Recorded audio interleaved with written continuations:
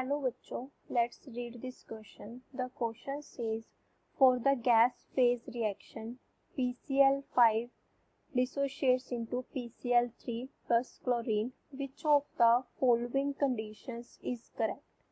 तो हमारे पास इस क्वेश्चन में हमने फाइंड करना है कि डेल्टा H और डेल्टा S की वैल्यू क्या होगी।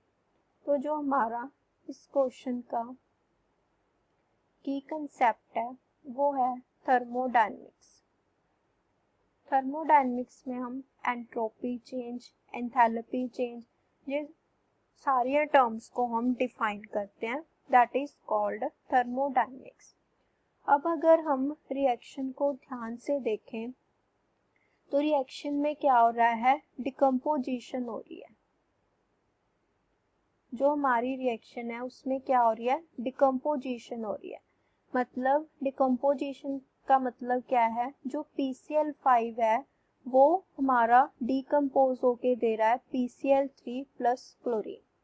अब हमारी जो डिकम्पोजिशन रिएक्शंस होती हैं उनमें क्या होता है, हीट एब्सॉर्ब होती है। मतलब PCl5 ने क्या किया है, हीट एब्सॉर्ब की है to dissociate into PCl3 plus Cl2। अगर रिएक्शन में हीट एब्सॉर्ब हुई है तो that means it is endothermic in nature. इसका मतलब जो हमारी रिएक्शन है वो एंडोथर्मिक। अगर हमारी रिएक्शन एंडोथर्मिक है दैट मीन्स डेल्टा H की वैल्यू क्या है, ग्रेटर देन 0 है। सो इसका मतलब हमारे पास जो एंथैल्पी चेंज है वो क्या है, ग्रेटर देन 0 है। अब हम देखते हैं डेल्टा S।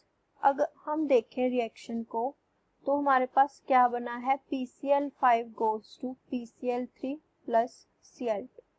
अब हमारे पास यहाँ पे पहले रिएक्शन में 1 मोल था, यहाँ पे 1 मोल यहाँ पे बन गया और 1 मोल यहाँ पे बन गया। तो दैट मीन्स बिफोर रिएक्शन हमारे पास 1 मोल था, लेकिन आफ्टर रिएक्शन कितने हो गए, 2। तो इसका मतलब जो रैंडमनेस है वो क्या होगी, इंक्रीज होगी। क्यों इंक्रीज होगी, क्योंकि नंबर ऑफ मॉलिक्यूल्स इंक्रीज हो गए। तो अगर हमारी जो रैंडमनेस है वो इंक्रीज होगी रिएक्शन में, दैट मीन्स एंट्रोपी इंक्रीज होगी। तो अगर हमारी एंट्रोपी इंक्रीज हो रही है तो इसका मतलब उसका चेंज क्या आया है, पॉजिटिव आया है। तो दैट मीन्स डेल्टा S की वैल्यू क्या है हमारी, ग्रेटर देन 0।